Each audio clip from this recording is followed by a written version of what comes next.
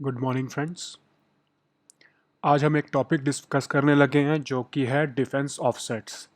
अब ये defence offsets क्यों न्यूज़ में चल रहा है? क्योंकि डिफेंस एक्विजिशन प्रोसीजर हमारा आया। डिफेंस एक्विजिशन कैसे हम डिफेंस का सामान खरीदेंगे, तो उसको प्रोसीजर जो बताया गया 2020 के हमारे इस साल के रिपोर्ट के हिसाब से, तो उसमें क्या हुआ है कि डिफेंस ऑफसेट्स जो होते थे वो कुछ कैटेगरी ऑफ कॉन्ट्रैक्ट्स में से हटा दिए गए हैं, जिसमें कहा जो हमारी रिक्वायरमेंट होती थी कि अगर हम बाहर से कुछ सामान खरीद रहे हैं तो हमें डिफेंस ऑफसेट्स रखने हैं, वो कुछ कैटेगरी ऑफ कॉन्ट्रैक्ट्स में से हटा दिए गए हैं।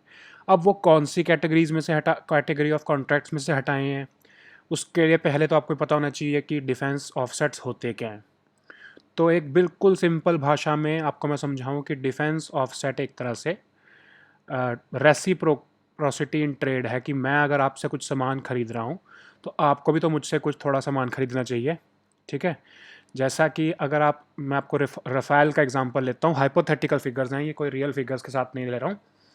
समझ लीजिए हमने 1000 करोड़ का एक रफ़ाल का प्लेन खरीदा है। ठीक है। इंडिया ने फ्रांस से, तो फ्रांस को इंडिया कहेगा, फ्रांस की उस कंपनी को स्पेशली जो डसॉल्ट एविएशन को, कि हम आपसे 1000 करोड़ का प्लेन खरीद रहे हैं, हमारे 1000 करोड़ रुपए मतलब लगा लो डॉलर्स में या यूरोज़ में खर्च हो रहे हैं इस प्लेन को ख़रीदने में, तो आप भी हमारे से एटलीस्ट चलो परसेंटेज हम हाइपोथेटिकल परसेंटेज ले लेते हैं 30%, तो आप हमसे कम से कम 300 करोड़ का कुछ सामान खरीद दो। ज़रूरी नहीं है कि आप हमसे इस रफ़ाल के ही कंटेक्स्ट में कुछ खरीदो।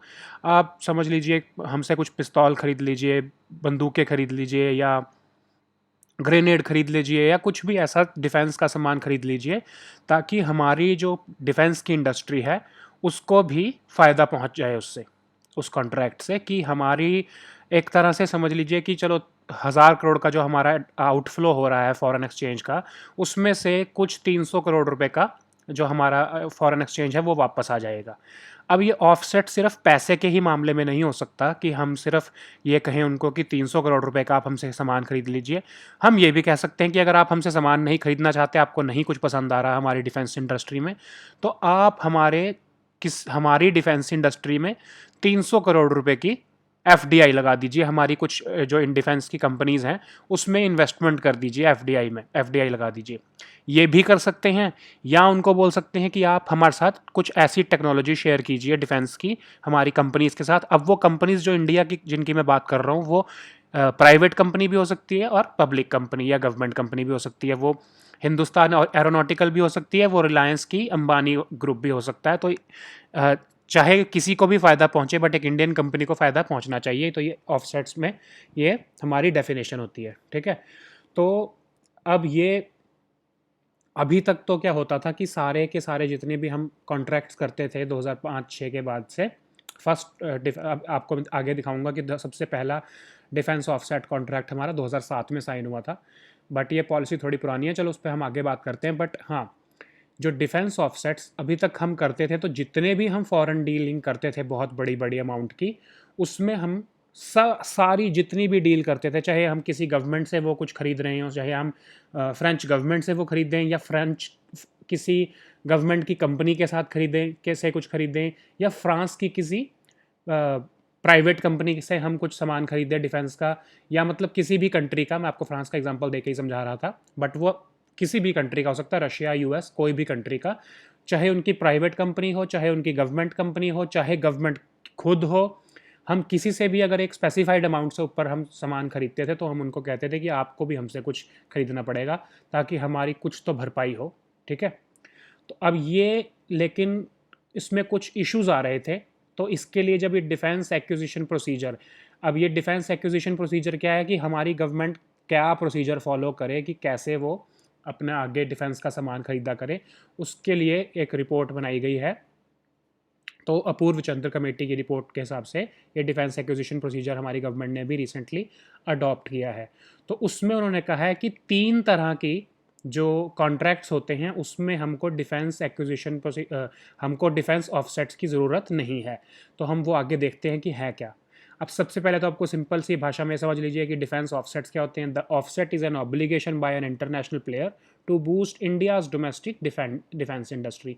जैसा मैंने आपको समझाया कि या तो वो हमारे से 300 करोड़ रुपए का सामान खरीद दें, जैसे 1000 करोड़ का अगर हम उनसे प्लेन खरीद रहे हैं तो या तो हमसे वो 300 करोड़ का सामान खरीद दें, या वो 300 करोड़ रुपए की हमको कुछ टेक्नोलॉजी शेयर करें, या वो हमारी हमारी डिफेंस इंडस्ट्री में 300 करोड़ रुपए की इन्वेस्टमेंट करें एफडीआई के थ्रू, या वो रिसर्च एंड डेवलपमेंट में हमारे हेल्प करें जिसकी वैल्यू 300 करोड़ के आसपास हो।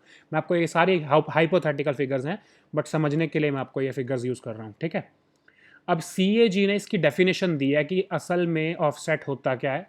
तो ऑफसेट उनके हिसाब से है कि ताकि पार्शली कंपनसेट, अब 1000 करोड़ का हमारा खर्चा आ रहा है उसमें से पार्शली कुछ तो कंपनसेट हो जाए, जो हमारा इतना आउटफ्लो, हमारा पैसा जो बाहर जा रहा है उसमें से कुछ तो पार्शली तो कंपनसेट हो जाए, उसको हम ऑफसेट कहेंगे, ठीक है।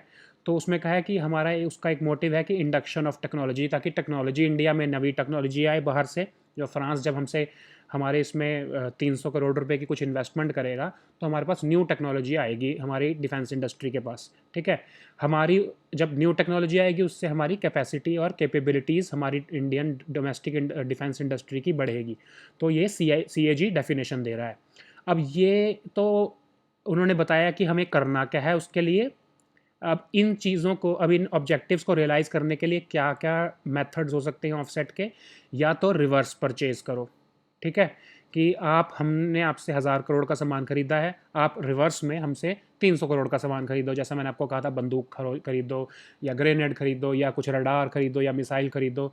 अब ऐसा हो सकता है कि फ्रांस को ज़रूरत ही ना हो बंदूक मिसाइल की या रडार की, उनके पास अपने ही बहुत हों। तो उस केस में क्या कर सकते हैं कि एक्सपोर्ट ऑर्डर्स हमारे, अगर उनके पास कुछ ऐसा एक्सपोर्ट ऑर्डर आता है कि समझ लीजिए फ्रांस को किसी ने कहा कि आप हमें बंदूकें दे दीजिए, तो वो हमारे से परचेज़ करके आगे बेच सकते हैं, ठीक है।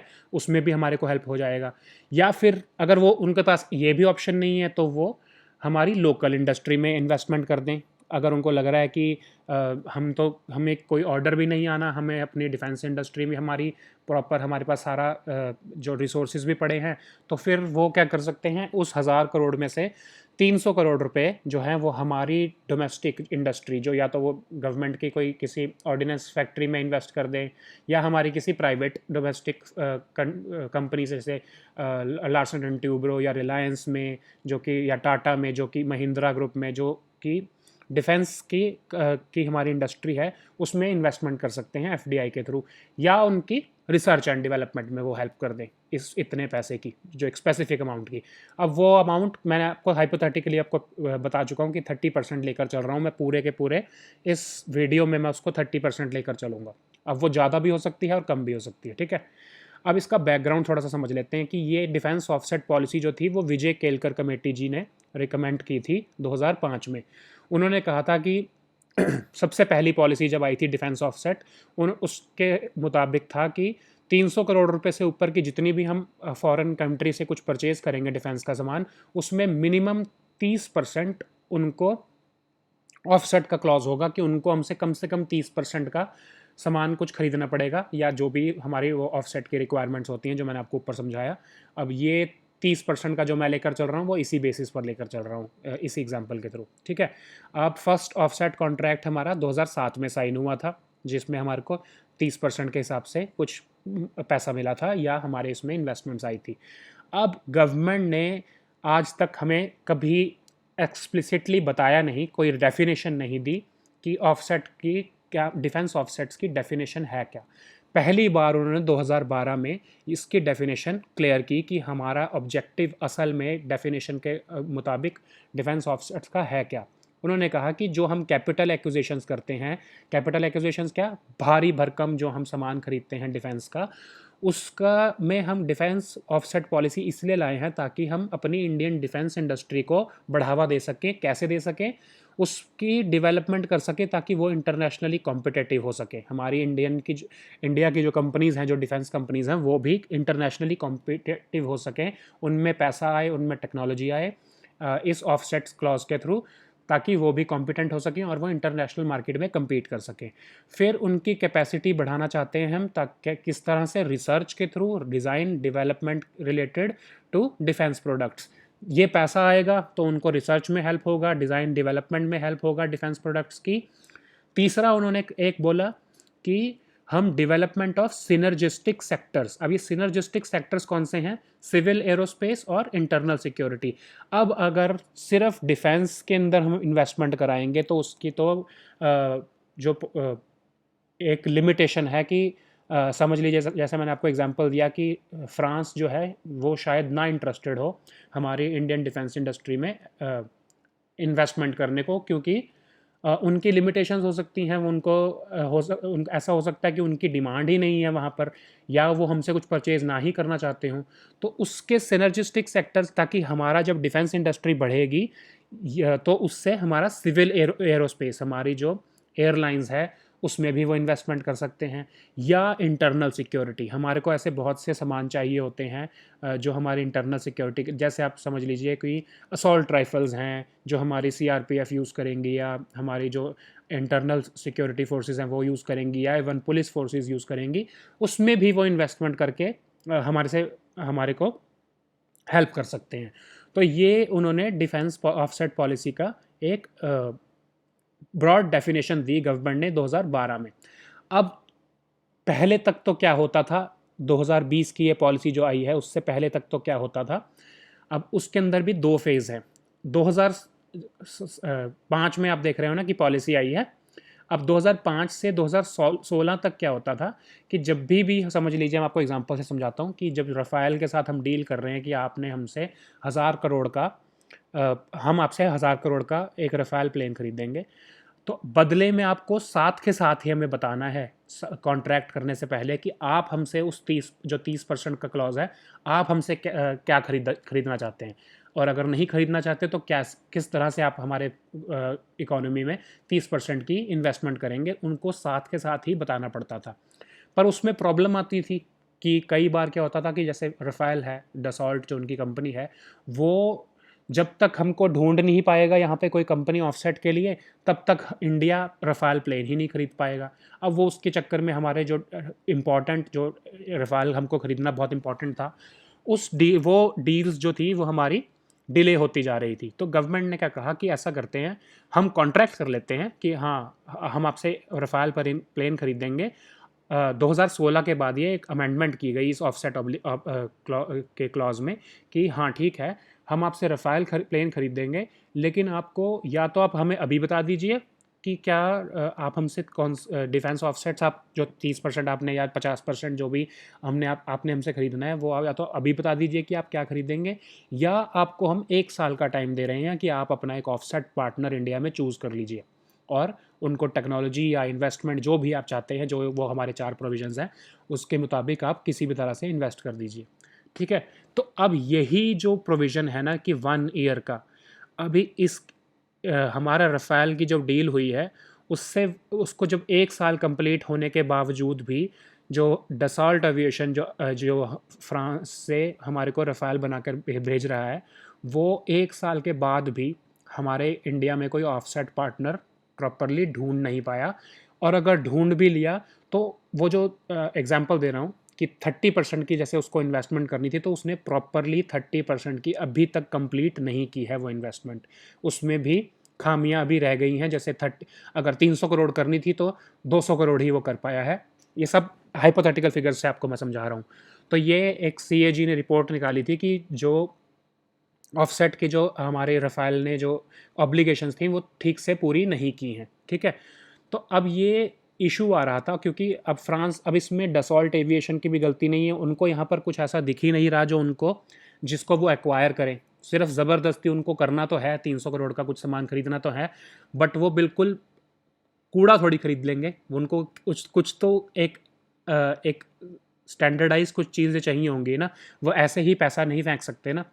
या वो इन्वेस्टमेंट डिफेंस, सबसे पहली बात फॉरेन कंपनीज जो होती हैं वो डिफेंस टेक्नोलॉजी शेयर करने में कतराती हैं, तो वो टेक्नोलॉजी भी नहीं शेयर कर पा रहे हैं। FDI वो हमारे किसी प्राइवेट फर्म के साथ लगाना चाह रहे हैं, जैसे रिलायंस के साथ लगाना चाह रहे थे, बट उनके रिलायंस के अपने ही कुछ प्रोविजंस या फिर अपनी उनकी कुछ मुसीबतें चल रही हैं, तो वो डील नहीं हो पा रही है। तो उस पूरे के पूरी एक प्रोसीजर में 1 साल का समय निकल चुका है। उसके चक्कर में यहाँ पर प्रॉब्लम्स आ रही थी डिफेंस ऑफसेट की।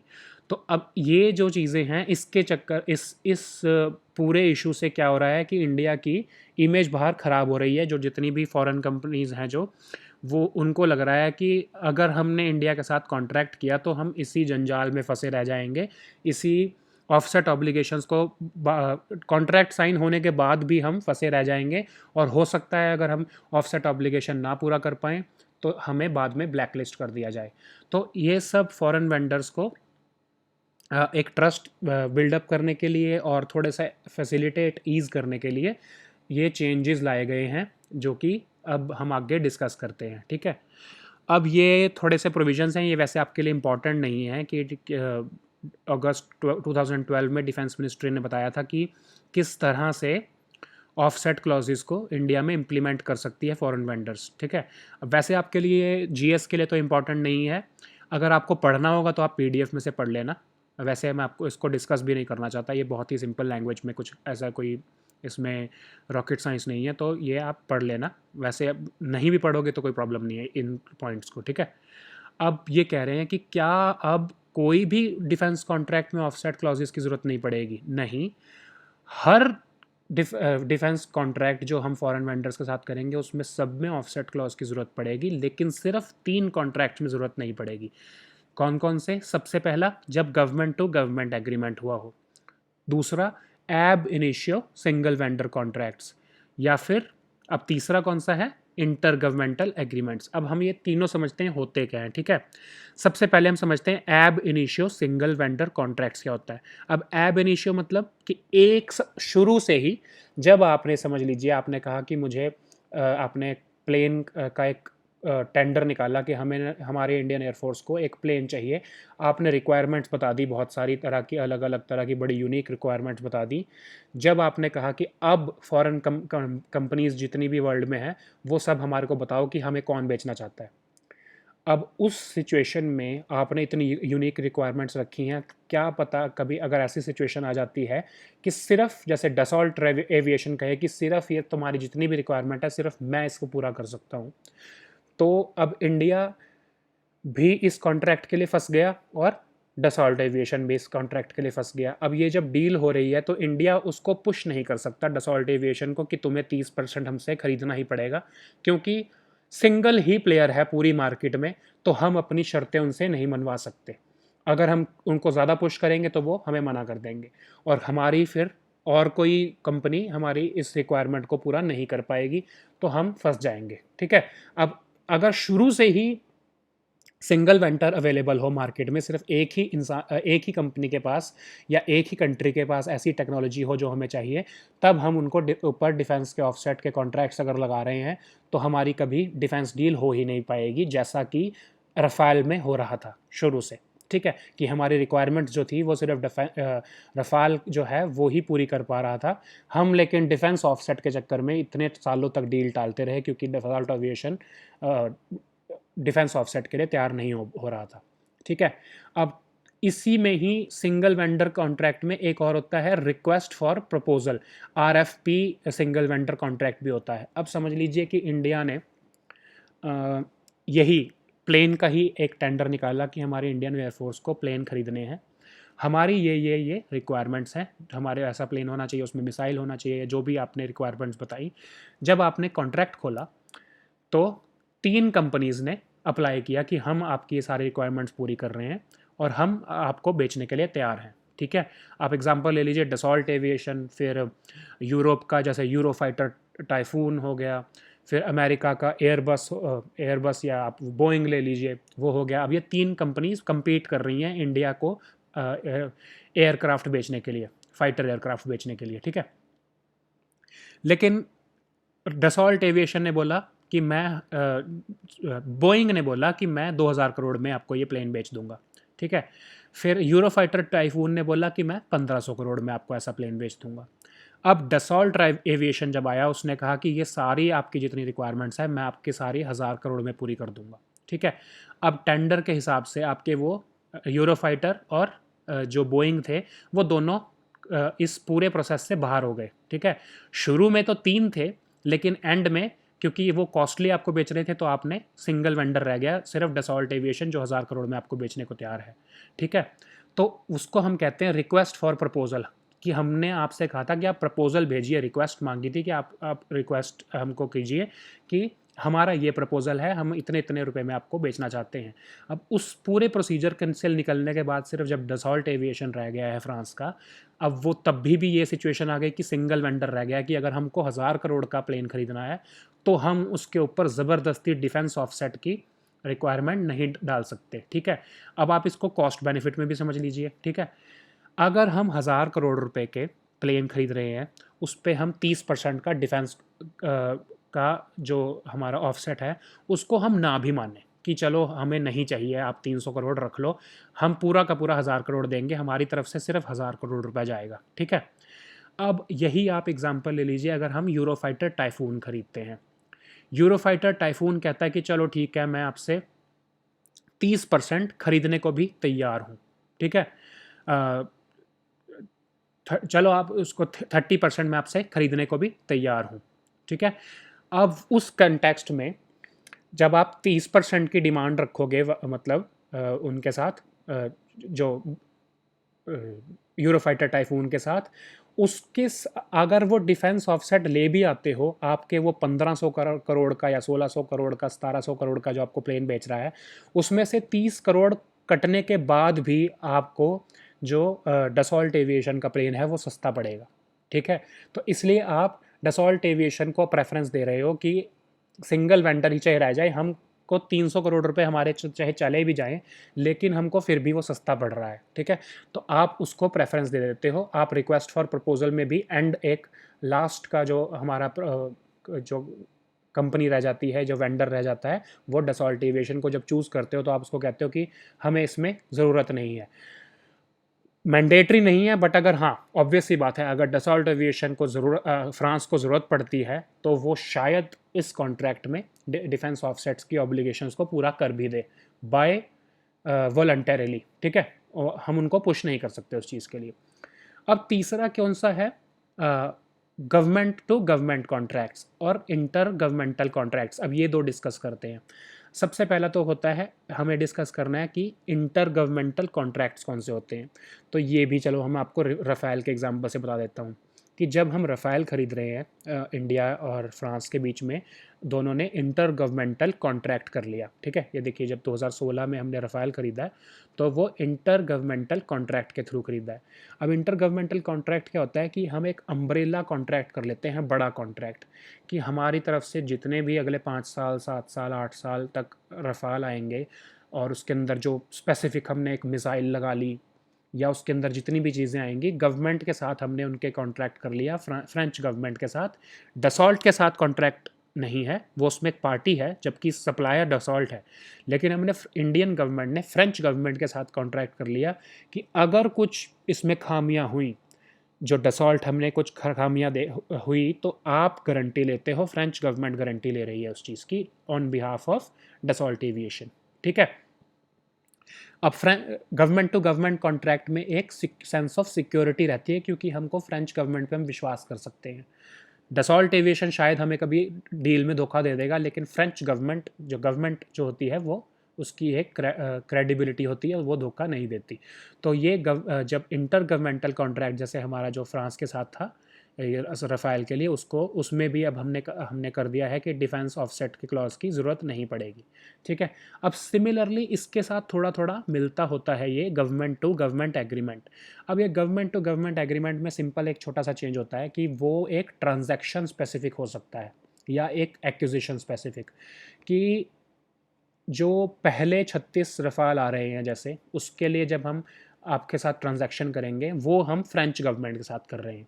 ठीक है, या हम जो कुछ सिर्फ रफ़ाल का जो हम ले रहे हैं, या जैसे इंटर गवर्नमेंटल, आपको मैंने बताया था ना कि बहुत एक अम्ब्रेला टर्म है, बहुत बड़ा कॉन्ट्रैक्ट होता है वो, जिसके अंदर हमने प्लेन भी आ जाएंगे, उसके रडार भी आ जाएंगे, उसकी सर्विसिंग भी आ जाएगी, जो आगे अगले 5 साल 10 साल 20 साल तक होनी है, या बहुत लंबे टाइम तक होनी है। जो गवर्नमेंट टू गवर्नमेंट कॉन्ट्रैक्ट है, वो एक ही बार का कॉन्ट्रैक्ट है कि पहली बार हमने प्लेन खरीदे हैं 1000 करोड़ का, वो हमने एक बार फ्रेंच गवर्नमेंट के साथ डील कर दिया, बस उसके बाद फ्रेंच गवर्नमेंट जो है वो रिस्पॉन्सिबल नहीं है कि डसॉल्ट एविएशन कैसे बिहेव करेगा हमारे साथ, ठीक है। तो ये उसी का ही एक पार्ट है, सब पार्ट है, इंटर गवर्नमेंटल कॉन्ट्रैक्ट का एक सब पार्ट है। Government to government contract short term का होगा, ट्रांजैक्शन स्पेसिफिक होगा। इंटर गवर्नमेंटल कॉन्ट्रैक्ट जो है वो बहुत ब्रॉड टर्म है, वो एक बहुत लंबे टाइम के लिए हो सकता है। तो वो कह रहे हैं, अब एक लास्ट हमारा क्वेश्चन एड्रेस कर लेते हैं कि ये हटाए क्यों है, हमने क्लॉज को हटाने की ज़रूरत ही क्यों पड़ी है, ठीक है। अब इसका आंसर ना इनसे बेटर तो कोई दे नहीं सकता। अपूर्व चंद्रा, जो मैं आपको बता रहा हूँ, अपूर्व चंद्रा जो हैं, इन्होंने ही ये पूरी डिफेंस एक्विजिशन प्रोसीजर जो है ये हमारा फॉर्मुलेट किया है, इन्हीं की चेयरमैनशिप में ये कमेटी बनी थी। तो उन्होंने कहा है कि इस डिफेंस ऑफसेट कॉन्ट्रैक्ट का ना हमें कोई फ़ायदा नहीं था।